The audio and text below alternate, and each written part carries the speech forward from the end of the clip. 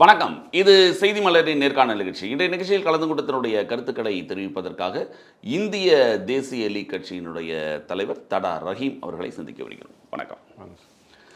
இப்போ நேற்று நடந்த ஒரு குண்டுவெடிப்பு, டெல்லியில் நடந்த குண்டுவெடிப்பு, இன்னும் யாருன்ற இது பண்ணிட்டு இருக்காங்க, விசாரணை நடந்துகிட்டு இருக்கு. இன்னும் முழுமையாக எந்த இயக்கம் பொறுப்பேற்று எல்லாம் தற்கொலை படை தாக்குதலாக இருக்குமா அப்படின்ற மாதிரி விசாரணை நடந்துகிட்டு இருக்கு.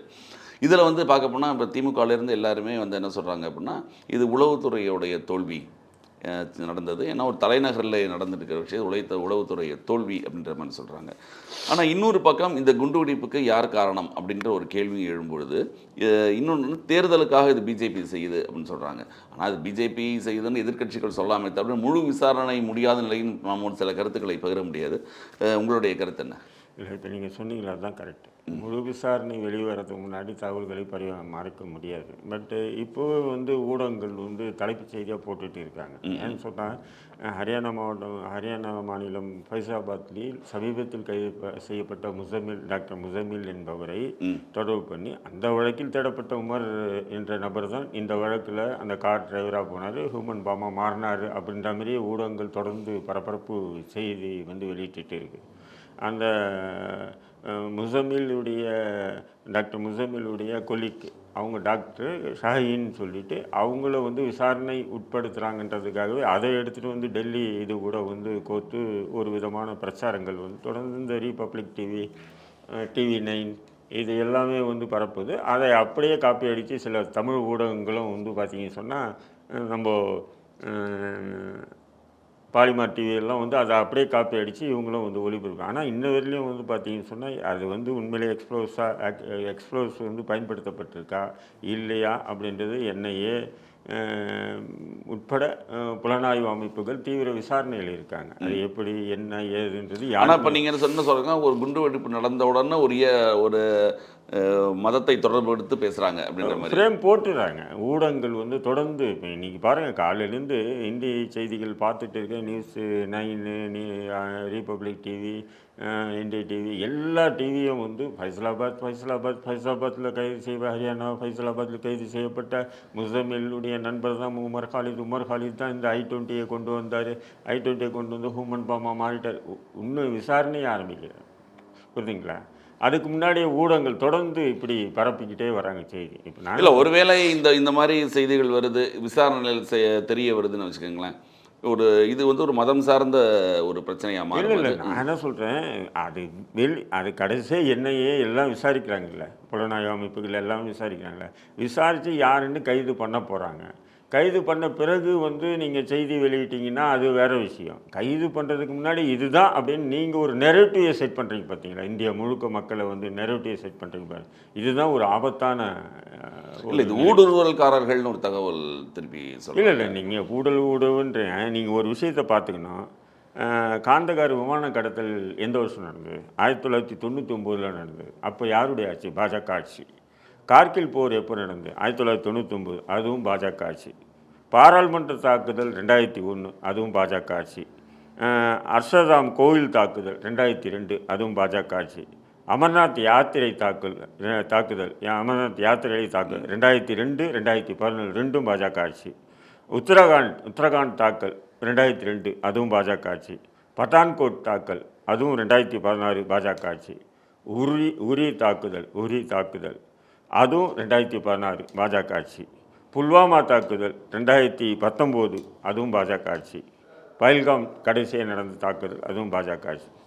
இது பாஜக ஆட்சியில் மட்டும்தான் இந்த தாக்குதல்கள் நடக்குது. அப்போ பாஜக ஆட்சியை குறிவைத்து இந்த தாக்குதல் நடத்துன்னு சொல்லாமா? இல்லை, பாஜக ஆட்சியை குறிவைத்துன்னு சொன்னால் புல்வாமா தாக்குதலை பற்றி யார் தாக்குதல் நடத்தினாங்களோ அவங்கள விட்டுட்டு அந்த இருக்கக்கூடிய அரசாங்கத்தை நீங்கள் குற்றம் சுமத்துறீங்க. இல்லை, அரசாங்கத்தில் இல்லை, நான் என்ன சொல்கிறேன், இப்போ புல்வாமா தாக்குதலுக்கு காரணம் மோடி தான் சொல்லிட்டு முன்னாள் காஷ்மீர் ஆளுநர் சத்யபால் சிங் மாலிக் எத்தனை வீடியோக்களை வெளியிட்டிருக்காரு. அதை பற்றி சரி அது அவர் சொல்கிறது ஒரு பிரதமர் மீது இப்படி ஒரு குற்றச்சாட்டு வைக்கிறாரு. 41 இராணுவ வீரர்கள் கொல்லப்பட்டாங்க. 41 இராணுவ வீரர்கள் கொல்லப்பட்டதுக்கு ஒரு முன்னாள் ஆளுநர் வந்து இப்படி ஒரு குற்றச்சாட்டு வைக்கிறாருன்னு சொல்லி அவர் இப்போ இறந்துட்டார்.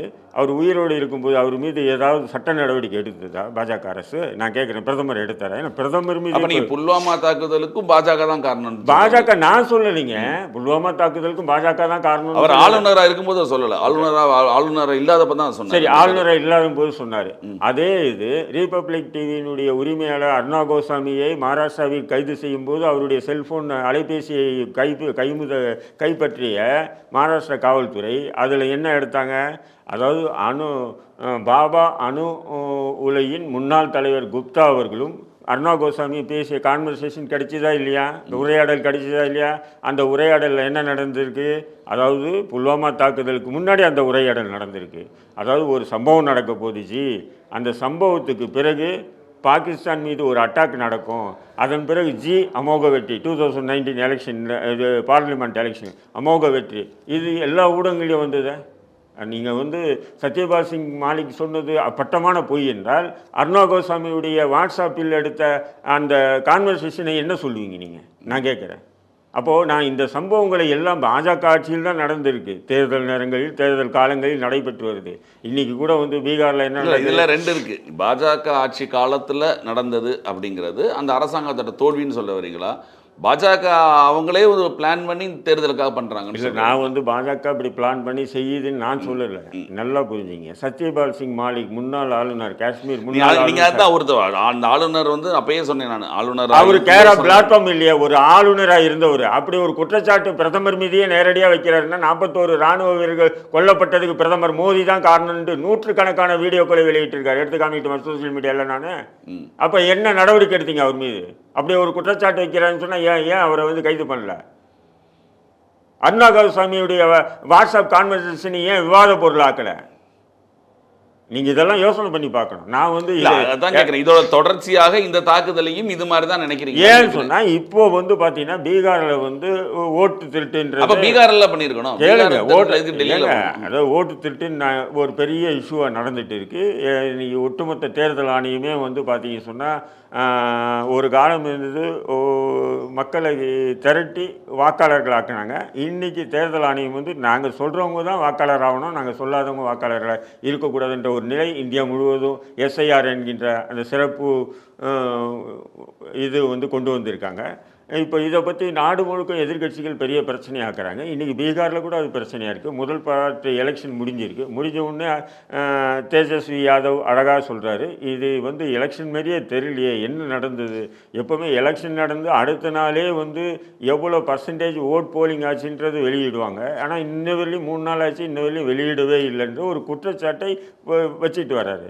அப்போ அது மக்கள் மத்தியில் வந்து பாஜகவினுடைய முன்னாள் எம்எல்ஏக்கள், அமைச்சர்கள் எங்கே பிரச்சாரத்துக்கு போனாலும் அடி பொதுமக்களாக திரண்டு அடின்னு அடித்து அனுப்புகிறாங்க. இப்படியெல்லாம் இருக்கும்போது திசை திருப்பதற்காக நடக்கக்கூடாதுன்னு ஏதாவது இருக்கா? பீகார் தேர்தலில் வந்து இன்னும் முடிவு வெளியே வரல. அதாவது இப்போ தான் தேர்தலே முடிஞ்சிருக்கு. அதற்கு தேர்தல் முடியல, மொத்தம் ஒரு பார்ட்டு முடிஞ்சிருக்கு. அதுக்குள்ளே நீங்கள் குற்றச்சாட்டுறது எந்த மாதிரி இருக்குன்னா, அதை பிளான் பண்ணி தான் இந்த மாதிரி தாக்குதல் நடக்குது. நான் சொல்கிறேன், இன்றைக்கி எல்லா ஊடகங்களும் என்ன ஆச்சு, பீகாரை பற்றி பேசிட்டு இருந்தாங்க. பீகார் எலெக்ஷன் எதிர்கட்சி இது ராகுல் காந்தியுடைய ஸ்பீச் தான் ஹைலைட்டாக ஓடிட்டு இருக்குது. அப்போ அதை ஒரு கோடு இருக்குன்னா அந்த கோடு மறைக்க முடியாது சார். பக்கத்தில் பெரிய கோடாக ஒன்று போடணும், போட்டால் வேலை முடிஞ்சிச்சு. நான் இருக்கிறதே இந்தியாவில் 40 முஸ்லீம்களை கைது பண்ணி ஒருவேளை தாக்குதல் நடத்துறதுக்கு ஒரு இஸ்லாமிய அமைப்பு தான் கடைசியாக கண்டுபிடித்தால் அப்போ நீங்கள் இதே கருத்தை நீங்கள் இல்லை நான் என்ன சொல்கிறேன், இஸ்லாமிய அமைப்பு அப்படின்னு சொன்னால் யார்கிட்ட இன்வெஸ்டிகேஷன் ஏஜென்சி இருக்குது, நீங்கள் சொன்னீங்க விசாரணை சொன்னீங்கல்ல, இந்த விசாரணையோட முடிவில் வந்தால் நீங்கள் இந்த மாதிரி ஒரு குற்றச்சாட்டு சொன்னது தவறுன்னு எல்லாரும் ஒத்துக்குவாங்களான்னு கேட்குறேன். அது இல்லை சார், நான் என்ன சொல்கிறேன், அதாவது இந்த மாதிரி வந்து ஒரு சம்பவம் நடந்துகிட்டே இருக்குது. அந்த சம்பவத்துக்கு திசை திருப்பணும்னா இப்படி நடக்கக்கூட வாய்ப்பு இருக்குது. மேபி வாய்ப்பு இருக்குது, சான்ஸ் இருக்குது. இப்போ நீங்கள் சொல்கிறீங்க முஸ்லீம்களை குற்றவாளிகளை கைது பண்ணிட்டாங்கன்னா அப்போ நீங்கள் மாட்டிங்களான்ற ஒரு கருத்து வைக்கிறீங்க. அதுக்கு தான் இப்போ எடுத்தேன் நான். அதாவது ஹைதராபாத் மக்கா மஸ்ஜித் குண்டுவெடிப்பு 2007 நடந்தது. அஜ்மீர் ஷரீஃப் தர்கா குண்டுவெடிப்பு 2007 நடந்தது. சம்மஜாதா ரயில்வே குண்டுவெடிப்பு அது வந்து 2007. இது 3 குண்டுவெடிப்பு நடந்தது. இந்த 3 குண்டுவெடிப்பில் 192 பேர் இறந்தாங்க. 192 பேர் இறந்தாங்க. ஆனால் இந்த இதில் வந்து பார்த்தீங்க சொன்னால் மொத்தம் வந்து ஒரு 28 பேரை வந்து இஸ்லாமியர்களை கைது பண்ணிச்சு. யார்? அரசு போலீஸ் வந்து 28 இஸ்லாமியர்கள். அப்போது இந்த 3 குண்டுவெடிப்பும் சமூக ரயில் குண்டுவெடிப்பும் அப்புறம் வந்து அந்த 3 குண்டுவெடிப்பு காரணம் 28 பேரை கைது பண்ணாங்க முஸ்லீம்களை. அப்போ முஸ்லீம்கள் தான் என்ற மாதிரி தலைப்பு செய்தி எல்லாம் போட்டாங்க. அப்புறம் ஏடிஎஸ் ஆன்டி டெரரிஸ்ட் ஆக்ட் கோடு வந்து விசாரணை பண்ணதுனால விசாரணையின் முடிவு என்ன வருதுன்னு சொன்னால் அசீமானந்தாவும் பிரியங்கா சிங் தாக்கூரும் தான் தலைமையில் நடந்த குண்டுவெடிப்புன்னு சொல்லி எல்லாரையும் கைது பண்ணாங்களா இல்லையா? அப்போ அந்த 28 பேரை விடுதலை பண்ணாங்க. புரியுதுங்களா? அந்த அதிகாரி இருக்கார் பார்த்தீங்களா, ஏடிஎஸ்னுடைய அதிகாரி, அவர் பேர் என்ன? ஹேமந்த் கர்கரே, கேள்விப்பட்டிருப்பீங்க. அந்த ஹேமந்த் கர்கரையை வந்து மும்பையில் நடந்த மும்பையில் நடந்த தாஜ் ஹோட்டல் அட்டாக், அதாவது அஜ்மல் கசாப்புடைய அட்டாக் காரணமாக அவர் கொல்லப்படுறாருங்க. புரியுதுங்களா? அப்போ அவர் கொல்லப்பட்டதுக்கு சந்தேகமாக அந்த நேரத்தில் ஐஜியாக இருந்த முர்சி என்ற ஒரு புக்கு எழுதியிருக்காரு. அந்த புக்கில் வந்து ஆர்எஸ்எஸ் தான் ஹேமந்த் கர்கரையை படுகொலை செய்தார்கள் என்று அதில் பதிவு செஞ்சிருக்கார். அவர் யாரும் கேர பிளாட்ஃபார்ம் இல்லை, ஐஜி, முன்னாள் ஐஜி அவர். அது மட்டும் இல்லாமல் ஹேமந்த் கர்கரைக்கு கொடுத்த அந்த விருதை கூட அவங்களுடைய மனைவி புறக்கணிச்சுட்டு வராங்க. இதுலையும் இவ்வளோ விஷயங்கள் இருக்குது. புரியுதுங்களா? அதனால் வந்து ஏன் சொன்னால் இந்த இதுவை வந்து இந்த இல்லை, இந்த தாக்குதலுக்கு காரணம் இவள் தான் சொல்ல இல்லை இல்லை ஹைதராபாத் மஸ்ஜித் குண்டு வெடிப்போம், அஜ்மீர் தர்கா குண்டு வெடிப்போம், சமீதா ரயில் குண்டு வெடிப்போம், 3 குண்டு வெடிப்பிலே முஸ்லீம்கள் தான் குற்றச்சாட்டு சுமத்தி 28 பேரை கைது பண்ணியிருக்கும் போது ஹேமந்த் கர்கரே புலன் விசாரணை தீவிரப்படுத்தி நேர்மையாக உண்மையாக எடுத்ததனுடைய விளைவு அது அசீமானந்தா உட்பட எல்லாருமே கைது செய்யப்படுறாங்க. புரியுதுங்களா? அந்த வெறுப்பின் உச்சத்தில் தான் அவர் அந்த அஜ்மல் கசாப் அட்டாக்கின் போது அவர் தேவையில்லை, அவர் ஐபிஎஸ் ஆஃபீஸருங்க, அவர் கேடர் இல்லை துப்பாக்கி தூக்கிட்டு இதில் போயிடுறதுக்கு. புரியுதுங்களா? பட் அவர் அனுப்பப்படுகின்றார், உயர் அதிகாரிகள் அவர் அனுப்பப்படுறார். அவர் போனோன்னு அவரை சொல்கிறோம், கரெக்டாக இறங்கி கார்லேருந்து இறங்கணுன்னு அவர் சொல்கிறான். புரியுதுங்களா? சுட்டது யார்? யார் சுட்டான்னு தெரியல, அதான கேள்வி. அப்போ நீ யார் சுட்டான்னு தெரியல. அந்த அட்டாக் வந்து உங்களுக்கு அந்த கசாப் தலைமையில் வந்து அட்டாக், ஏன் அந்த அஜ்மல் கசாப் அட்டாக்கே ஆர்எஸ்எஸ் உடைய பிளானாக இருந்ததுன்னா கசாப்பே ஆர்எஸ்எஸ்ன்னு சொல்ல வரீங்களா நீங்க? கசாப் படுறதுக்கு அதே கசாப்பை நீங்க பார்த்தீங்கன்னா நான் பார்த்தேன், நான் கைது பண்ணது வீடியோ பார்த்தோம். அவன் கசாப்னு யார் சொல்லுவான்? அவன் பேர் என்ன நினைக்கிறேன்? ஏதாவது இருந்திருக்கலாம், ஒரு இந்துவா கூட இருந்திருக்கலாம், யாராவது மேபி. ஏன் சொன்னா இவ்வளவு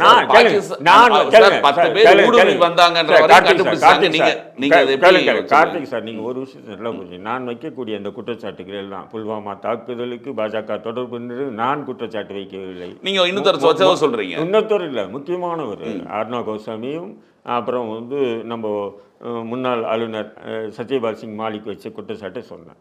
இப்போ இந்த குற்றச்சாட்டை நான் வைக்கல, முர்சி என்ற முன்னாள் ஐஜி அவர் ஒரு புக்கில் அதை மென்ஷன் பண்ணியிருக்காரு.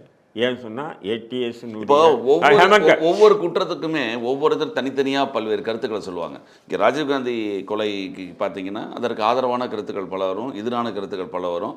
இப்போது அது ராஜீவ்காந்தி கொலையில் சம்மந்தப்பட்ட பேர்னு சொல்லி 19 பேர் சொல்லி அப்புறம் கடைசியில் விடுதலை நடந்தது, எல்லாம் நடந்தது இல்லையா?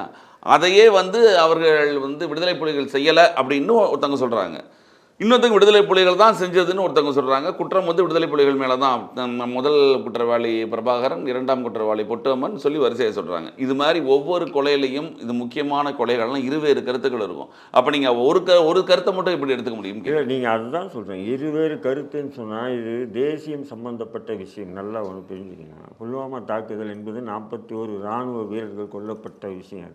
அதை நீங்கள் வந்து சாதாரணமாக நீங்கள் வந்து ராஜீவ்காந்தி கேஸோடு ஒப்பிடக்கூடாது நான் சொல்கிறது. புரியுதுங்களா? ஒரு நாட்டை காக்கக்கூடிய ஒரு இராணுவ வீரர்கள் பலியிடக்கூடிய அப்போ அர்ணவ் கோஸ்வாமியுடைய கான்வர்சேஷன் என்ன சொல்லியிருக்கான், இப்படி ஒரு சம்பவம் நடக்கும், சம்பவத்துக்கு பிறகு பாகிஸ்தான் மீது அட்டாக் நடக்கும், அதுக்கப்புறம் அமோக வெற்றி. அதை ஏன் விசாரணை விவாத பொருள் ஆக்கலை, விசாரணை வந்து கொண்டு போகலைன்ற நான். சத்யபால் சிங் வந்து சாதாரண மனுஷன், முன்னாள் ஆளுநர், இப்போ பாஜக மீது வெறுப்பு கூட இருக்கலாம், ஆனால் அவர் வச்ச குற்றச்சாட்டு நாட்டினுடைய இறையாண்மை மீது வச்ச குற்றச்சாட்டு, ஒரு பிரதமர் மீது நேரடியாக இராணுவ வீரர்கள் படுகொலைக்கு காரணம்னு சொல்கிறாரு. அதை பற்றி ஏன் பாஜகவும் சரி மற்ற எதிர்க்கட்சிகளும் பெரிய அளவுக்கு பேசு பொருளாக்கலை. நான் இதுதான் என்னுடைய கேள்வி. நான் வைக்கக்கூடிய குற்றச்சாட்டுகள் எல்லாமே என்னுடைய குற்றச்சாட்டுகளே எதுவுமே இல்லை. இப்படியெல்லாம் நடந்து இப்போ கடைசியாக காஷ்மீர் இருந்த இது கூட நீங்கள் பாகிஸ்தான் சம்மந்தப்படலை அப்படின்னு சொல்ல வரீங்களா? இல்லை நானும் சொல்கிறேன், பஹல்காம் தாக்குதலுக்கு பல காரணங்கள் சொல்லப்படுறாங்க இல்லையா. பஹல்காம் தாக்குதலுக்கு வந்து பாகிஸ்தான்லேருந்து பார்டர் தாண்டி வந்து இங்கே சுட்டு போகிறோன்னா அப்போ பார்டர் அந்த அளவுக்கு வீக்காக இருக்கா? அது ரெண்டு வேற. அது பார்டர் வீக்காக இருக்கிறது வேற, அரசாங்கம் செயலிழந்துன்னு சொல்றது வேற. ஆனால் அந்த அவங்களே இதை ஏற்பாடு செய்தார்கள் சொல்றது மிகப்பெரிய பெரும் குற்றச்சாட்டு இல்லையா? ஒரு நாட்டுக்கு ஆதரவாக பேசுறீங்க. நாட்டுக்கு ஆதரவா தான் நான் பேசுறேன். நீங்க தான் எதிராக வந்து கருத்துக்களை முன்வைக்கிறீங்க, என்கிட்ட கேள்விகளை வைக்கிறீங்க. நான் ஆதரவான கருத்துக்களை வைக்கிறேன். நான் இதுவரையிலும் பேசிட்டு வந்து எப்படி அங்கேருந்து வர முடியும்னு கேட்குறீங்கல்ல. ஊடுருவு எப்படி வர முடியும்? இல்லை வர முடியும். அதுதான் வந்துட்டாங்க. வந்ததுக்கு ஒன்று எல்லை பாதுகாப்பு சரியில்லைன்னு சொல்லலாம். அது ஒரு உளவுத்துறை தோல்வின்னு சொல்லலாமே தவிர அது நடக்கலைன்னு சொல்ல முடியாதுல்ல. ஏங்க அப்போ அன்னைக்கு வந்து பிரதமருடைய பயணத்தை ஏன் ரத்து பண்ணாங்க? அப்போ பிரதமருடைய பயணத்தை ரத்து பண்ணும்போது அங்கே சுற்றுலா பயணிகளை வந்து இப்படி பிரதமருடைய பயணத்திலே ஆபத்து இருக்குது அப்படின்னு சொல்லி முன்னெச்சரிக்கையாக தானே அந்த பயணத்தை ரத்து பண்ணுறாங்க. அப்போது அங்கே போன பயணியர்களை வந்து அதாவது சுற்றுலா பயணிகளை வந்து அப்புறப்படுத்த வேண்டிய அரசுக்கு ஏன் சாதாரணமாக விட்டீங்க? இதெல்லாம் கேள்விகளை வரலையா? இதெல்லாம் எதிர்க்கட்சிகள் பாராளுமன்றத்தில் வச்சாங்க இல்லையா? நான் இங்கே வைக்கிறது இல்லை, பாராளுமன்றத்தில் எதிர்க்கட்சி இந்த கேள்விகளை வச்சாங்க. அதனால தான் பாஜக அந்த விஷயத்தை தவிர்த்துட்டு வேறு விஷயம் பிடிச்சிட்டு போச்சு. புரியுதுங்களா? இப்படி பல விஷயங்களை நான் மேற்கோள் காட்ட தயாராக இருக்கேன். புரியுதுங்களா? அப்படி இருக்கும்போது இன்றைக்கி இப்படி சம்பவம் நடந்திருக்கு. இதுக்கு முன்னாடி வந்து பார்த்தீங்கன்னு சொன்னால் ஹரியானா மாநிலம் ஃபைசாபாத்தில் பிடிப்பட்ட ஒரு நபர் முசமில் என்ற ஒரு டாக்டர் முசமில் என்ற நபரை மேற்கோள் காட்டி அவருடைய நண்பர் தான் உமர் அந்த வழக்கில் தேடப்படும் குற்றவாளியாக இருக்கார். அவர் தான் இந்த காரில் போனார், அவர் தான் ஹூமன் பாமா, யாருன்னே தெரியல. இன்னும் தகவல்கள் வருது. அத்தனை ஊடகங்கள் இன்னைக்கு தமிழ் செய்தியில் தமிழ் ஊடகங்களில் பார்த்தீங்கன்னா பாலிமார் வெளியிட்டான், பாலிமாரை தொடர்ந்து நியூஸ் தமிழ் எல்லாருமே அதை அப்படியே பின்தொடர்ந்து எல்லாம் வந்து அப்படியே செய்திகளாக வெளியிட்டு வராங்க. இது ஃபஸ்ட்டு ரீபப்ளிக் டிவி வெளியிட்டா, நெக்ஸ்ட்டு நியூஸ் 9 வெளியிட்டா. நான் எல்லாம் காலையிலேருந்து பார்த்துட்டு வாட்ச் பண்ணிட்டு வரேன். ஆனால் இன்வெஸ்டிகேஷன் வந்து கோயிங் ஆன், எந்த விதமான முன்னேற்றமும் இல்லை. ஒரு இது கூட கிடைக்கலன்னு சொல்லிட்டு இன்வெஸ்டிகேஷன் ஆஃபீஸருடைய கன்ஃபெஷன். ஆமாம், 2 மணி நேரத்துக்கு முன்னால் தகவல் கூட எந்த ஒரு இப்படி நீங்கள் உங்களுடைய கற்பனையில் இப்படி ஒரு நெரேட்டிவ் ஏன் செட் பண்ணுறீங்கன்னு கேட்குறேன். அப்போ நீங்கள் இப்படி ஒரு நெரேட்டிவ் செட் பண்ணும்போது தான் நான் இப்படி ஒரு பேச வேண்டிய சூழ்நிலைக்கு தள்ளப்படுறேன். இல்லை நான் பேச வேண்டிய அவசியம் இல்லை. கண்டிப்பாக.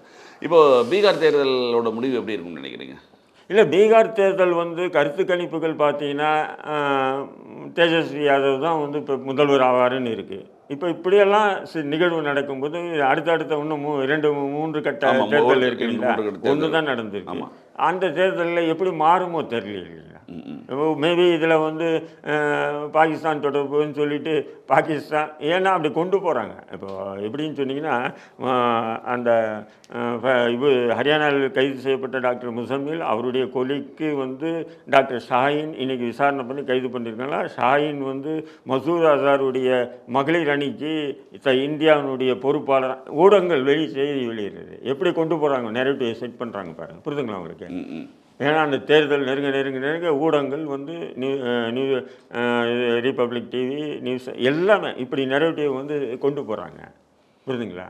அப்போது கொண்டு போய் இது தேர்தலில் வேறு மாதிரியாக கூட மாற வாய்ப்புகள் இருக்குது இல்லையா? தோல்வியினுடைய இதுவுக்கு இது ஒரு உதாரணமாக ஆகிடுமா இல்லைங்களா? கண்டிப்பாக பீகார் தேர்தலோட முடிவு நீங்கள் சொல்கிற மாதிரி எப்படி இருக்குன்றத கண்டிப்பாக பார்க்கலாம். ஏன்னா நீங்கள் குறிப்பிட்டு சொல்கிறது பீகார் தேர்தலோட முதல் கட்ட தேர்தலுக்கும் 2ஆம் 3ஆம் கட்ட தேர்தலுக்கும் ஒரு வித்தியாசம் ஏற்படும் அப்படின்ற மாதிரி நீங்கள் நினைக்கிறீங்க? இல்லை, அதை ஏற்படுத்துறதுக்கு உண்டான ஒரு கால இந்த குண்டுவெடிப்பு இயற்கையாக நடந்திருக்கலாம். நீங்கள் சொன்ன மாதிரி முஸ்லீம்களே ஏதோ வெறுத்து போய் கேளுங்க. முஸ்லீம்கள் செஞ்சாங்கன்னு யாருமே சொல்லலை. ஒரு அமைப்புகள் செஞ்சது. நீங்க அமைப்புகளுக்கும் நீங்க நான் கேட்குறேன், நியூஸ் 9 பாருங்க,